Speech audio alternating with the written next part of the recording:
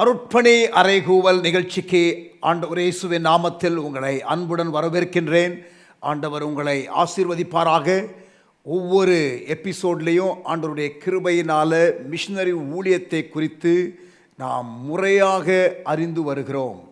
சரித்திரத்தை நாம் புரட்டி பார்க்கும் பொழுது மிஷனரிகள் என்னென்ன காரியங்களை செய்திருக்கிறார்கள், இப்பொழுது உள்ள காலகட்டத்திலே நாம் செய்ய வேண்டிய காரியங்கள் என்ன, வேதாகமத்திலே மிஷனரி ஊழியத்தை குறித்து ஆண்டவர் என்ன சொல்லியிருக்கிறார், பைபிளில் மிஷனரி ஊழியத்தை செய்தவர்கள் எப்படி செய்திருக்கிறார்கள் என்ற காரியங்களை எல்லாம் ஆண்டவருடைய கிருபையினாலே முறையாக ஒவ்வொரு எபிசோட்லேயும் நாம் படித்து வருகிறோம். இப்பொழுது சமீப நாட்களாக நாம் பார்த்து வருகிற காரியம் பவுலனுடைய மிஷனரி ஊழியத்தில் இருக்கிற மிக முக்கியமான ஊழிய அம்சங்கள்.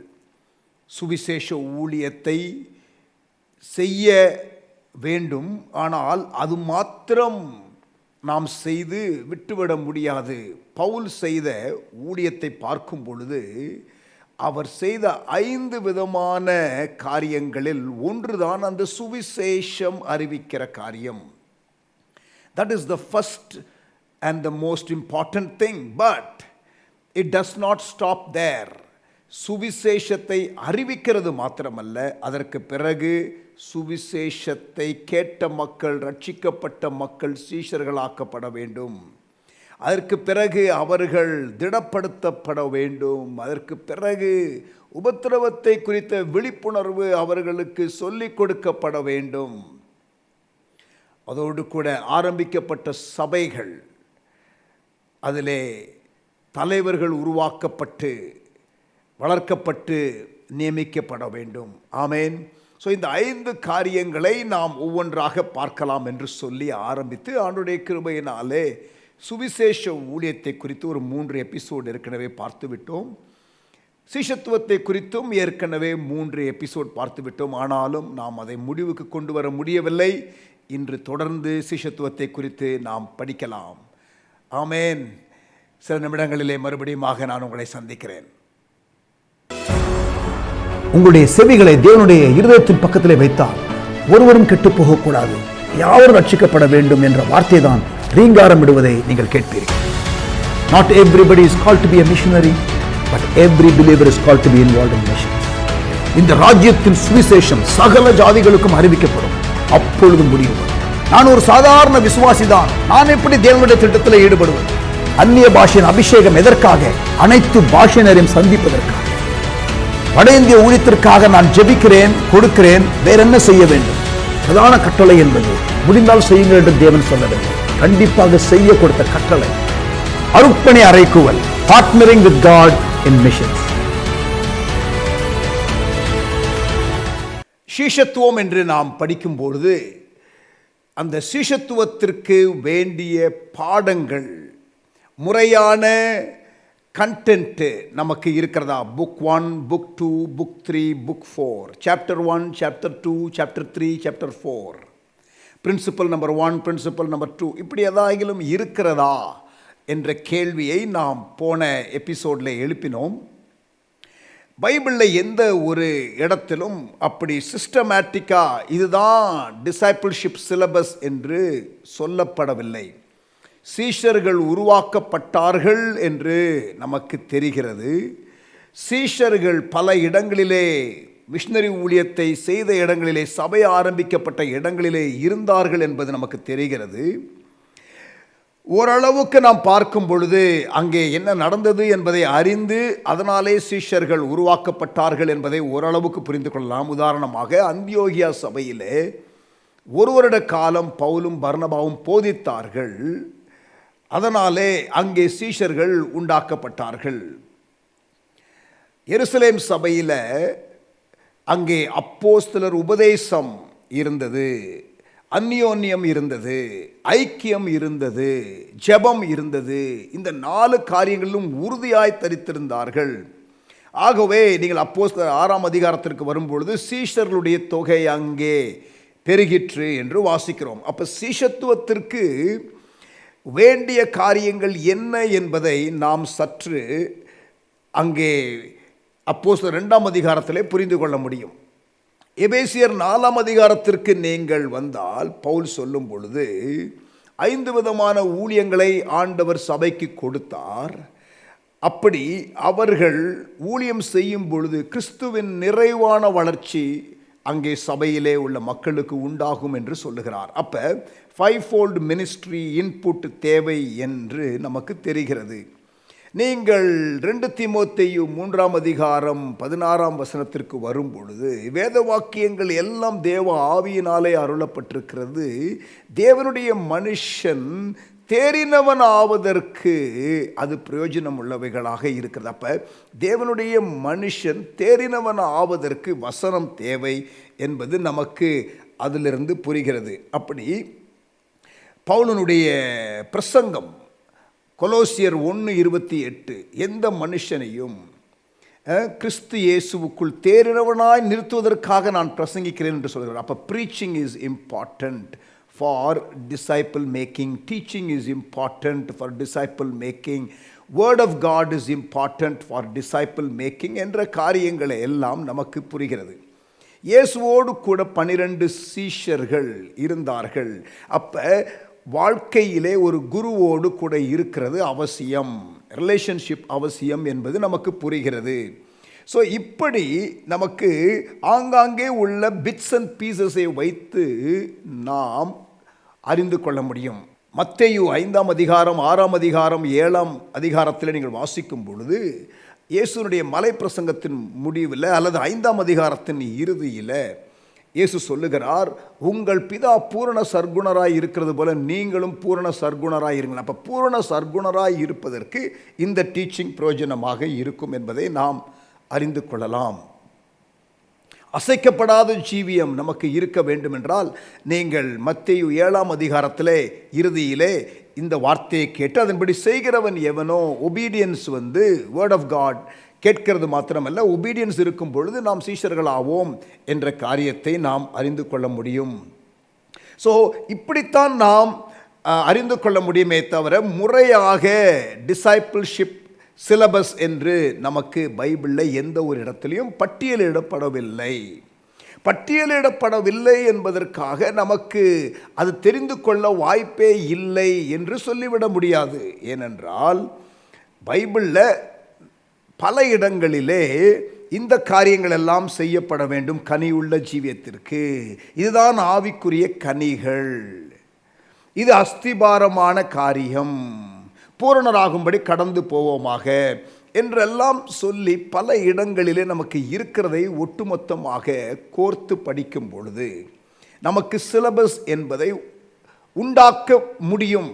It's possible. But relationship is the key. மாத்திரமல்ல, போன எபிசோடில் the content is good and it is important, it serves as a guiding light, but the dynamic that is needed is relationship. உறவுதான் சீஷத்துவத்திற்கு முக்கியம். என்றால் இயேசுவும் சொன்னார், நீங்கள் ஒருவருக்கொருவர் அன்பாய் இருந்தால் எனக்கு சீஷர்களாய் இருப்பீர்கள். அதாவது vertical relationship with God and then horizontal relationship with man. Relationship with family members, relationship with the colleagues, relationship with church members, relationship with non-Christians. வெளியிலே ரட்சிக்கப்படாத அவிசுவாசிகளோடு உள்ள உறவு, உள்ளே சபைக்குள்ளே இருக்கிற மக்களோடு உள்ள உறவு, உடன் சேவை செய்கிற மக்களோடு உள்ள உறவு, குடும்பத்திலே உள்ள மக்களோடு உள்ள உறவு, இதில் எப்படி நாம் இருக்கிறோம்? இதுவும் சிஷ்யத்துவத்தை அளக்கக்கூடிய ஒன்று. நம்முடைய கனிகளினாலே நாம் யார் என்பதை மக்கள் அறிந்து கொள்ள முடியும். கனிகளினாலே நீங்கள் அறிந்து கொள்வீர்கள் என்று இயேசு சொன்னார். ஸோ பல காரியங்கள் இண்டிகேட்டர்ஸ் இருக்கிறது டிசைபிளா இல்லையா என்பதை புரிந்து கொள்வதற்கு. அந்த விதமான வசனங்களை எடுத்து பார்க்க முடியும். எனிவே, நாம் போன எபிசோடில் இயேசுவினுடைய சிலபஸ் அதை பார்த்தோம். பிறகு நாம் பேதுருவினுடைய சிலபஸை நாம் பார்த்தோம். பவுலனுடைய சிலபஸை நாம் பார்த்தோம். இன்ஃபேக்ட் லாஸ்ட் 2 எபிசோட்ஸில் நாம் அதை தான் பார்த்தோம். பவுலை குறித்து சொல்லும் பொழுது life it self is a syllabus. அந்த குருவானவர், அந்த ஆவிக்குரிய பெற்றோரானவர், அவர்களே அவங்க லைஃபே ஒரு சிலபஸ் மாதிரி ஆகிவிடுகிறது. It is not the content per se, it is also life impartation. Seeing and learning is very, very powerful. Hearing and learning ஏட்டு சுரக்கையாயிரும். ஆனால் இன்கார்னேஷன் பிரின்சிபல், வார்த்தை மாம்சமாக வேண்டும், அந்த டைனாமிக்ஸ் இருக்கும் பொழுது நமக்கு இம்பார்ட்டேஷன், இம்பேக்ட் அதிகமாக நமக்கு இருக்கும். சரி, அப்போ we saw the syllabus of Jesus, we saw the syllabus of Peter, we looked at the syllabus of Paul. யோவான் ஒன்றை சொல்லுகிறார். ஜான், நீங்கள் 1 யோவான் 2ஆம் அதிகாரத்திற்கு நீங்கள் வந்தால், if you come to 1 John chapter 2 verse 12 to 14, our syllabus என்று கொடுக்கவில்லை, ஆனால் ஃப்ரேம் ஒர்க் என்று ஒன்றை கொடுக்கிறார். நல்லா கவனிங்க. அந்த டிசைபிள்ஷிப் growth பாயிண்ட்ஸை அவர் அளக்கிறதை போல எனக்கு தெரிகிறது. நம்பர் 1, பிள்ளைகளே என்று ஒரு குரூப்பை அட்ரஸ் பண்ணுகிறார். வாலிபரே என்று ஒரு குரூப்பை அட்ரஸ் பண்ணுகிறார். பிறகு பிதாக்களே என்று அட்ரஸ் பண்ணுகிறார். பிள்ளைகளே யாரு? 1 யோவான் 2ஆம் அதிகாரம் 12ஆம் வசனம், பிள்ளைகளே, அவருடைய நாமத்து நிமித்தம் உங்கள் பாவங்கள் மன்னிக்கப்பட்டிருக்கிறதுனாலே உங்களுக்கு எழுதுகிறேன். அப்ப பாவம் மன்னிக்கப்பட்ட நிலை பிள்ளைகள் நிலை, ரட்சிப்பு. அதற்கு பிறகு நீங்கள் அதில் பார்த்தீங்கன்னா, வாலிபரே 13ஆம் வசனத்தில் 2வது பகுதி, பொல்லாங்கனை நீங்கள் ஜெயித்ததினால் உங்களுக்கு எழுதுகிறேன். You have to be an overcomer. பொல்லாங்கனை நீங்கள் ஜெயித்ததினால் உங்களுக்கு எழுதுகிறேன். பீயிங் an overcomer, அது வாலிப ஸ்டேஜ், வளர்கிற ஸ்டேஜ், ஸ்பிரிச்சுவலி ஸ்பீக்கிங். அப்புறம் 14ஆம் வசனத்தில் பின்பகுதியில், வாலிபரே நீங்கள் பலவான்களாய் இருக்கிறதுனாலும் தேவவசனம் உங்களில் நிலைத்திருக்கிறதுனாலும், கவனிங்க, நீங்கள் பலவான்களாய் இருக்கிறதுனாலும் வேத வசனம் அல்லது தேவ வசனம் உங்களில் நிலைத்திருக்கிறதுனாலும், இது இம்பார்ட்டன்ட், இது growth ஸ்டேஜ். வேத வசனம் உள்ள நிலைத்திருக்கணும். நீங்கள் பொல்லாங்கனை ஜெயித்ததினாலும் உங்களுக்கு எழுதுகிறேன். அது வாலிபர் ஸ்டேஜ், வளர்கிற ஸ்டேஜ். பிதாக்கள் என்ற இன்னொரு ஸ்டேஜை சொல்லுகிறார் யோவான். 13ஆம் வசனம், பிதாக்களே, ஆதி முதலாய் இருக்கிறவரை நீங்கள் அறிந்திருக்கிறதுனாலே உங்களுக்கு எழுதுகிறேன். நோயிங் காட், ஆதி முதலாய் இருக்கிறவரை நீங்கள் அறிந்திருக்கிறதுனாலே உங்களுக்கு எழுதுகிறேன். So knowing God in a deeper way, that takes you to another level of spiritual growth. அதே தான் நீங்கள் 14ஆம் வசனத்திலும் வாசிக்க முடியும். பட் நீங்கள் லாஜிக்கலாக திங்க் பண்ணிங்கன்னா, யார் பிதான்னு சொல்ல முடியும், அப்பான்னு யாரை சொல்ல முடியும்? பிள்ளைகள் இருக்கிறவங்கள தானே. அப்போ ஆத்தும ஆதாயம் பண்ணினவர்கள், those who have led some people to the Lord. அப்போ ஒரு கான்செப்சுவல் ஃப்ரேம் ஒர்க்கை யோவான் கொடுக்கிறார் ஸ்பிரிச்சுவல் க்ரோத்துக்கு. ஸோ அது உங்களுக்கு ஓரளவுக்கு உதவியாக இருக்கலாம். அதற்கு பிறகு நீங்கள் பார்த்தீங்கன்னா, அவர் 2ஆம் அதிகாரத்திலேயே, 1 யோவான் 2ஆம் அதிகாரத்தில் மாம்சத்தின் இச்சை, கண்களின் இச்சை, ஜீவனத்தின் பெருமை, 3 broad categories of sin சொல்லுகிறார். அதை நீங்கள் மேற்கொள்ள வேண்டும். அப்ப you do see John writing something, you see Paul writing something, you see Jesus life, and you can glean something from there. You can look at Peter's teaching and take something from that. பேதுருவினுடைய போதனையிலிருந்தும் இயேசுனுடைய போதனையிலிருந்தும் யோவானுடைய எழுத்துக்களிலிருந்தும் பவுலனுடைய எழுத்துக்களிலிருந்தும் நமக்கு இந்த சீஷத்துவத்தை குறித்து பல காரியங்களை நாம் கண்டு கொள்ள முடியும். ரைட். இப்போ இன்னும் ஆக்சுவலாக நீங்கள் பார்த்தீங்கன்னா 1 கொரிந்தியர் பவுலனுடைய எழுத்துக்களையே நீங்கள் பார்த்தால் அவர் அன்பை குறித்து பேசுகிறார். He is talking about love. Obviously, love is a very, very important ingredient in discipleship.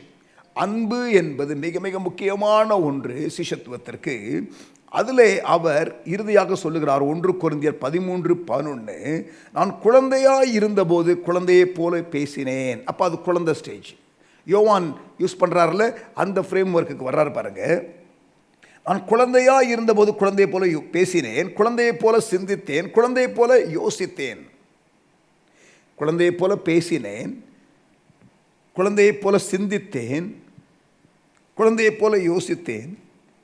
அதுக்கப்புறம் சொல்றார், நான் புருஷனான போதோ எப்படி பிள்ளைகள், வாலிபர், பிதாக்கள் என்று யோவான் சொல்லுகிறாரோ அதே போல இங்கே பவுல் சொல்லும் பொழுது குழந்தை, அப்புறம் புருஷன், மெச்சுவர்ட் மேன். நான் குழந்தையாய் இருந்த பொழுது குழந்தையை போல யோசித்தேன், பேசினேன். இப்போ நான் அதை செய்யறதில்லை. I have grown up. அப்போ அங்கே பவுல் 2 நிலையை குறிக்கிறார். எபிரேயருக்கு எழுதின ஆக்கியோன், if you come to Hebrews, எபிரேயருக்கு எழுதின ஆக்கியோன், ஹீப்ரூஸ் சாப்டர் 5, எபிரேயர் 5ஆம் அதிகாரம் நீங்கள் பார்த்தால் அங்கே அவர் சொல்லுகிறார், காலத்தை பார்த்தால் மற்றவர்களுக்கு போதிக்க வேண்டிய நீங்கள், you should have grown up to a stage where you are teaching others. ஆனா இன்னும் உங்களுக்கு ஃபவுண்டேஷனே போட வேண்டியது இருக்கிறது. நீங்கள் பலமான ஆகாரத்தை உட்கொள்ளுகிற பக்குவத்திற்கு வரவில்லை. You have not come to the stage of taking strong meat. You are still wanting milk. இன்னும் பால் குடிக்கிற நிலையிலே இருக்கிறீர்கள்.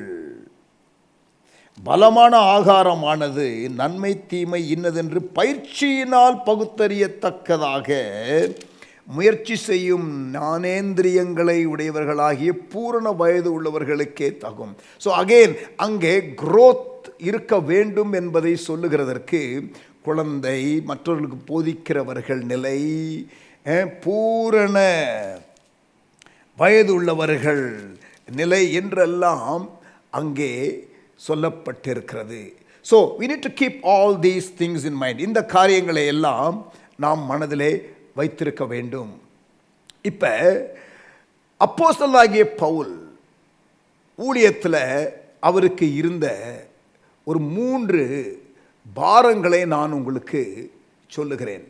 ஒரு மிஷனரிக்கு, உண்மையான ஒரு ஆவிக்குரிய தகப்பனுக்கு, உண்மையான ஊழியம் செய்ய விரும்புகிற ஒரு நபருக்கு இந்த 3 பாரங்கள் இருக்க வேண்டும். த ட்ரிபிள் பர்டன் என்று நான் சொல்லுகிறது உண்டு. சுவிசேஷ பாரம்.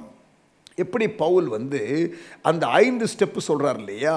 இதில் அப்போஸ்தலர் 14ஆம் அதிகாரம் 21லிருந்து 23, சுவிசேஷம், சீஷத்துவம், சீஷர்களை திடப்படுத்துதல், விழிப்புணர்வை கொண்டு வருதல், உபத்திரவத்தை குறித்து, அப்புறம் தலைவர்களை உருவாக்குதல்.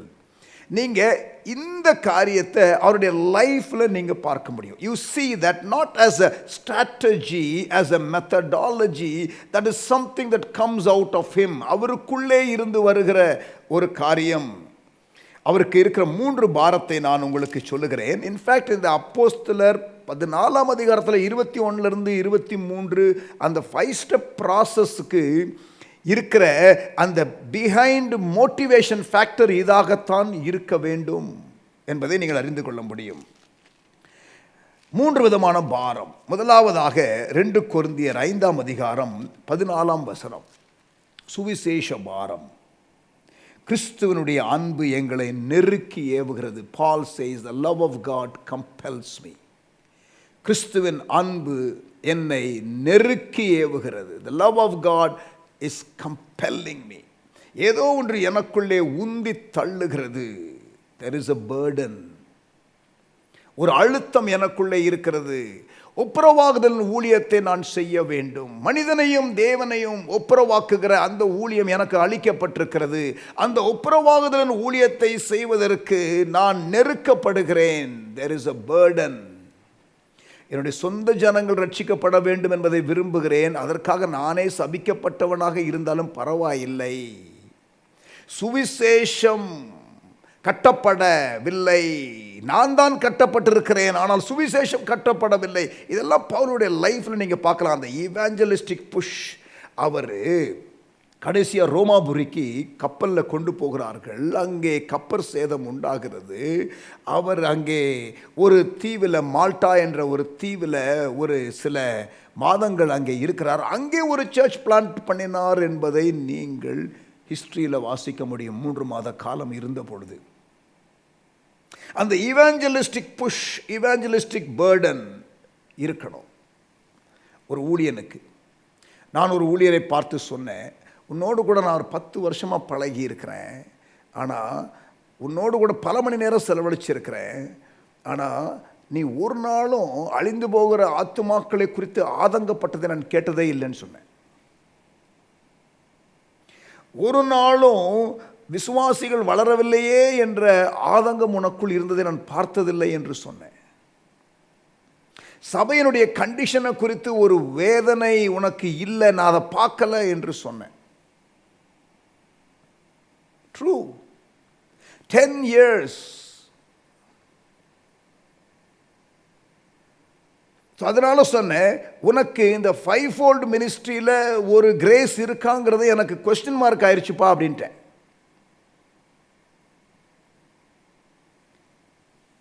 பவுலுக்கு சுவிசேஷ பாரம் இருந்தது. 2 கொரிந்தியர் 5ஆம் அதிகாரம் 14ஆம் வசனம். 2வது சீஷத்துவ பாரம் அவருக்கு இருந்தது. கலாத்தியர் 4:19. கலாத்தியர் 4:19. Galatians chapter 4 verse 19. என் சிறு பிள்ளைகளே, கிறிஸ்து உங்களிடத்தில் உருவாகும் அளவும் உங்களுக்காக மறுபடியும் கற்ப வேதனைப்படுகிறேன். ஏற்கனவே ஒரு முறை உங்களை பெற்றெடுப்பதற்காக சுவிசேஷ ஊழியத்திற்காக கற்ப வேதனைப்பட்டேன், இப்போ மறுபடியும் கற்ப வேதனைப்படுகிறேன். Discipleship Burton. உண்மையான ஒரு மிஷனரிக்கு இந்த பாரங்கள் இருக்க வேண்டும்.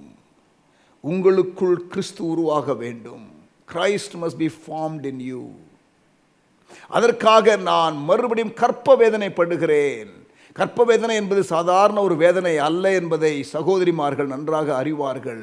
I have only heard it being explained, but really I could not fully understand. ஆனால் அது கடினமான ஒரு காரியம் என்று சொல்கிறார்கள். அப்படிப்பட்ட வேதனையை சீஷத்துவத்திற்காக பவுல் பெற்றிருக்கிறார். There is something burdening him. He wants to see Christ formed in them. கிறிஸ்து அவர்களுக்குள் உருவாக வேண்டும். சங்கீதம் 119 verse 136. உம்முடைய வேதத்தை மனுஷர் காத்து நடவாதபடியால் என் கண்களில் இருந்து நீர்த்தாரைகள் ஓடுகிறது. சங்கீதக்காரன் சொல்லுகிறான், வசனத்தை மக்கள் கீழ்ப்படியாமல் விட்டுவிடுகிறதை நான் பார்க்கும் பொழுது நான் அழுகிறேன். உம்முடைய வேதத்தை மனுஷர் காத்து நடவாதபடியால் என் கண்களில் இருந்து நீர்த்தாரைகள் ஓடுகிறது. அது டிசைபிள்ஷிப் பர்டன். 3வது பவுலுக்கு இருந்த பாரம் என்ன? சபைகளை குறித்த பாரம். ஒரு உண்மையான அப்போஸ்தலனுக்கு, ஒரு உண்மையான ஒரு ஊழியனுக்கு சபைகளை குறித்ததான பாரம் இருக்கும். 2 கொரிந்தியர் 11:28. இவை முதலானவைகளை அல்லாமல், 2 Corinthians 11:28. இவை முதலானவைகளை அல்லாமல் எல்லா சபைகளை குறித்தும் உண்டாயிருக்கிற கவலை என்னை நாள்தோறும் நெருக்குகிறது. Every day Paul is very disturbed about the condition of the church. சபையை குறித்து.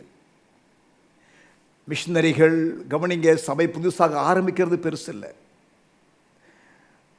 போயிட்டு ஒரு சுவிசேஷ கூட்டத்தை அரேஞ்ச் பண்ணி கூட்டத்தை நடத்துறது பெருசு இல்லை.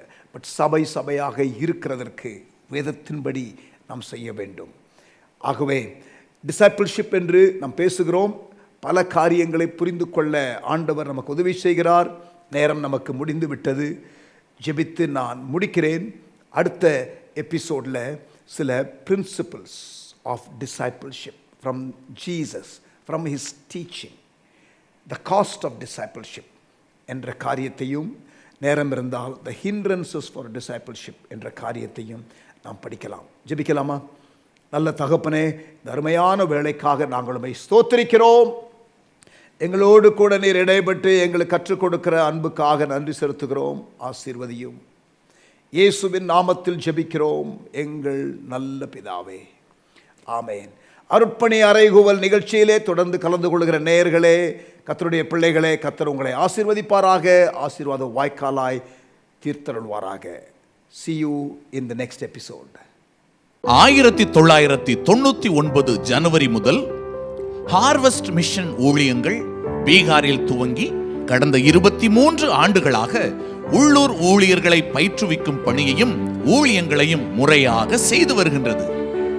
பீகார் மாநிலத்தில் 80 விழுக்காட்டிற்கும் அதிகமான கிராமங்களில் இன்னும் இயேசுவின் நற்செய்தி எட்டவில்லை.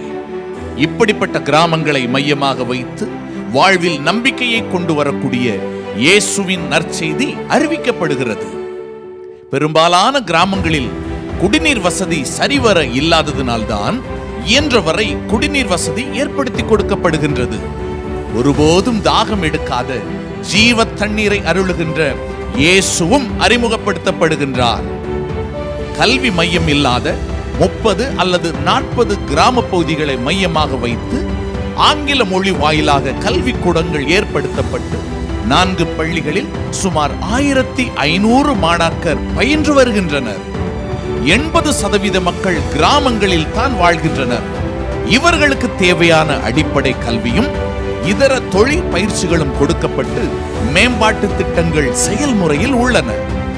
கூடுமானவரை திருச்சபை இல்லாத 10 அல்லது 20 கிராமங்களுக்கு ஒரு திருச்சபை கட்டிடம் என்ற முயற்சி எடுத்து இயன்ற வரை அக்கிராம மக்களின் ஈடுபாட்டுடன் கட்டப்படுகின்றது. அவ்வப்போது ஊழியர்களின் செயல்பாட்டிற்கென உபகரணங்களும் வழங்கப்படுகின்றன. பீகார் மற்றும் ஒரிசா மாநிலங்களில் பணிபுரியும் 160க்கும் மேற்பட்ட ஹார்வெஸ்ட் அருட்பணியாளர்களுக்காகவும் ஊழியங்களுக்காகவும் ஜெபியுங்கள்.